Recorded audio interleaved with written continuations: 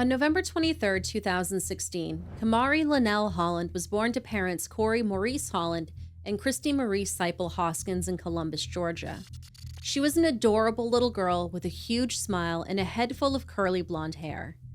Corey referred to his daughter as his little princess. In fact, that is exactly what Kamari wanted to be when she grew up. At the time of our story, Kamari was living with her dad and her little brother Corey Jr. in Phoenix City, Alabama, but would occasionally go and visit her mom on weekends in Columbus, Georgia. These visits were supposed to be supervised. Christy, who also had two older kids, had lost custody of both Kamari and Corey after being charged with chemical endangerment. While pregnant, she also tested positive for substance use. One chilly winter morning, 911 dispatchers in Columbus received a frantic call. The caller was Kamari's 35-year-old mother, Christy, who was having an unsupervised visit with both Kamari and Corey Jr. When she went to bed, her daughter was supposedly snuggled up next to her. However, Christy awoke to find her 5-year-old daughter missing from her home located at 1607 Bowman Street. Whoever took her had left the door wide open. It only took the police 17 hours to find Kamari, but unfortunately the little girl was no longer among the living. Kamari was pronounced dead at 11:15 p.m. that same evening. Her body was located less than 10 minutes away just across the Chattahoochee River in an abandoned house located at 1101 15th Avenue in Phoenix City. She had been asphyxiated and showed signs of SA. Her mother, Christy, made an emotional statement to reporters with WTVM Alabama. She stated, quote, "She was my life.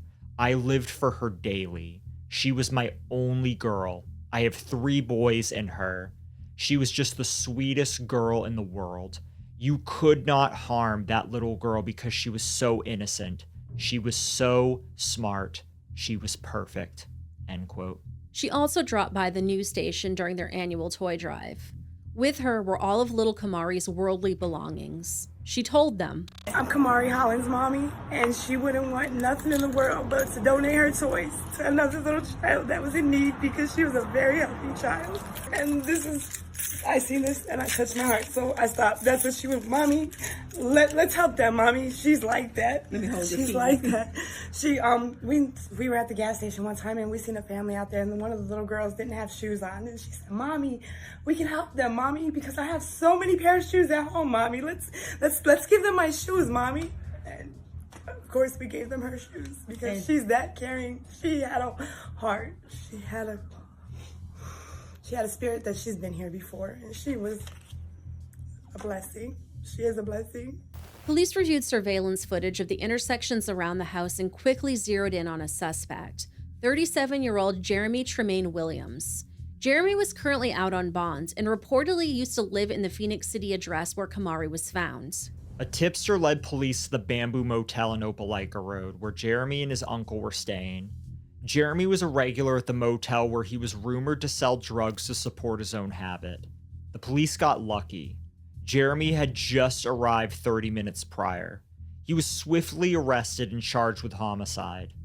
On December 14th, police searched Jeremy's legal residence located at 1029 Dozier Street in Columbus, Georgia. However, details on what was found in the search have not been released. Based on what we've already shared with you, I'm sure it's obvious that Jeremy isn't a stand-up guy. But in case you needed more proof, here's a list of Jeremy's other crimes, some of which go back 18 years. In 2005, Jeremy's 1-month-old baby girl, Nadia Trinice Williams, was found dead. She had been beaten to death. Jeremy, as well as Nadia's mother, had been living together in North Pole, Alaska, where she was stationed at the Eielson Air Force Base. The baby's sudden death was scrutinized by the Air Force and the North Pole Police Department. Jeremy was originally considered a suspect at the time of Nadia's death, but investigators were unable to gather sufficient evidence to charge him. Her case eventually went cold. However, in the wake of Kamari's death, Nadia's case was thankfully reopened. In 2009, Jeremy was arrested in Russell County and charged with aggravated CA after he was accused of submerging a 3-year-old boy into a pot of boiling water from his waist down. He was acquitted in 2012 due to lack of evidence. Jeremy claimed the little boy pulled the pot from the stove down himself and spilled the scalding contents onto him. There was unfortunately no information we could find on who this boy was or Jeremy's relationship to him.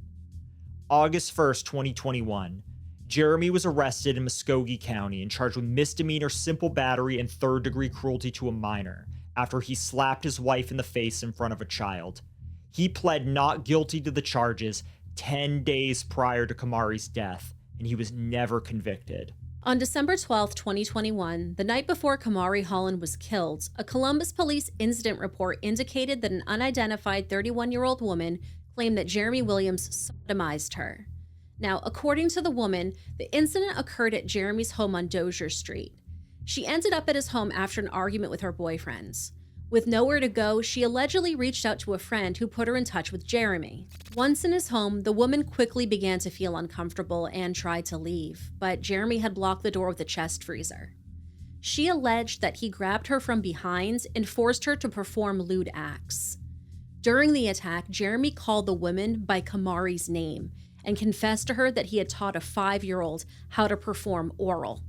She claimed that she was only able to escape when she told Jeremy where he could purchase drugs. The two left his Dozier Street home and went to the store, where Jeremy allowed the frightened woman to use the bathroom. But she was unable to flee as she was made to leave her cell phone and other belongings behind. However, the woman had a second cell phone in her possession, which she used to call for help while she locked herself in the bathroom stall. She remained there until Jeremy eventually left. Perhaps her belongings were some of the items obtained during the December 14th search of his home, and would explain why the report was never made public. However, Kamarie's death was not simply a case of stranger danger. In fact, it was later discovered that Christy and Jeremy actually knew one another. Christy was not the grieving mother that she was making herself out to be. She was arrested at a Circle K on December 28th at around 1 p.m. Russell County Sheriff Heath Taylor had these details to share at a press conference the following day. I want to thank everybody for coming this morning. We have an update on our case with Kamari. For the last several weeks, the Sheriff's Office here and the Columbus Police Department and Muskogee County Sheriff's Office has been working continuously on our case against Mr. Williams. And yesterday afternoon at around 1 o'clock in Columbus, we were able to arrest Christy Sipple, who is also known as Christy Hoskins. She was arrested there at the Circle K on Victory Drive. We had asked the U.S. Marshals Fugitive Task Force to help us locate her. They were gracious enough to do that and assist us with this case, and they were able to pick her up. She was taken to a judge in Columbus where she signed her waiver of extradition to come back and answer the charges in Alabama. She was brought back to the Sheriff's Office by our investigators, and she was placed in the jail. Christy was charged with homicide during the course of kidnapping, homicide during the course of SA, homicide during the course of sodomy, and human trafficking. Jeremy's charges were quite similar, but held capital weight. They also included 2 others: production of CP and misuse of a corpse. But what exactly does this mean, and how was the mother of 4 involved? According to news sources, Christy had come to a disgusting agreement with Jeremy in which she sold her daughter to the 37-year-old man for an undisclosed sum of money. Remember that 5-year-old girl that Jeremy mentioned to his victim earlier in the episode? During the attack, Jeremy called the woman by Kamarie's name and confessed to her that he had taught a 5-year-old how to perform oral. That was Kamari. Even more horrific, Jeremy allegedly videotaped the whole thing, and all of these vile acts were committed post-mortem. Their trials were supposed to begin in September of 2022, but it appears that they have been delayed as there hasn't been any activity as of the date of this recording. If they are found guilty of their crimes, the death penalty is on the table as Kamari was killed in the state of Alabama. It should also be noted that Alabama allows a judge to impose a death sentence without unanimous jury recommendation if at least 10 of the 12 jurors are in favor of it. Following Christy's arrest, Kamari's father, Corey, released the following statement, quote, "The amount of pain Christy has caused by ripping Kamari out of our lives will never cease. We are glad to see that she has been arrested. We are one step closer to justice for Kamari. We hope that justice is served.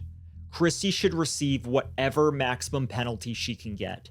She's a monster. A real mother protects and would die for her children," end quote. Kamari's funeral was held on December 21st, 2021 at the Taylor Funeral Home located at 1514 Fifth Avenue in Phoenix City, Alabama. We come humbly unto your throne of mercy and grace. As we gathered here on today, all across the country, to come and praise your name and to thank you for all that you've done. Our little princess has gone home to be with you.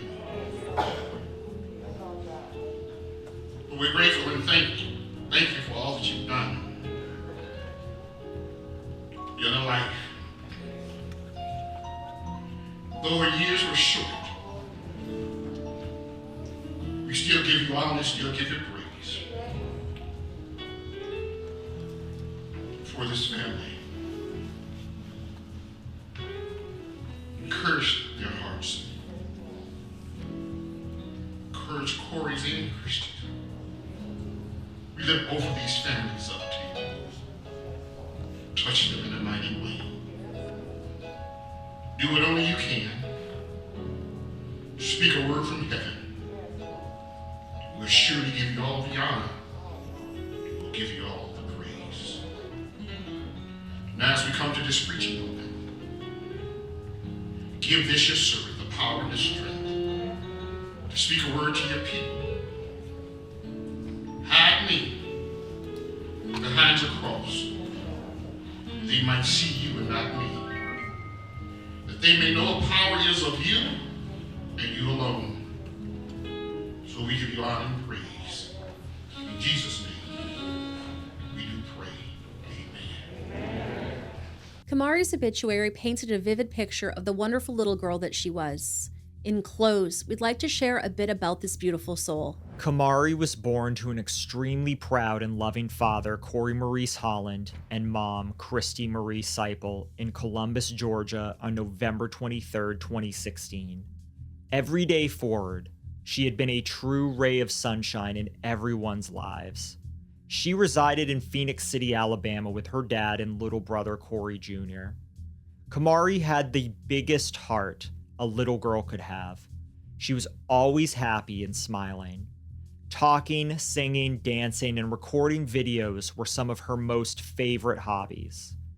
Everyone who knows Kamari knows her to be a genuinely loving kid that absolutely loved her father and little brother. She was the boss of them both. Kamari's father affectionately called her his little princess, and that's exactly who she identified herself as, a princess. In the words of her father, Kamari was so intelligent and full of love. On August 16th, 2021, Kamari started her first day of preschool at Just for Kids with Mrs. Roberson as her pre-K teacher. She absolutely loved school, socializing, and learning. Sadly, Kamari went to sleep in heavenly peace on Monday, December 13th, 2021. She was a social butterfly that will be truly and deeply missed.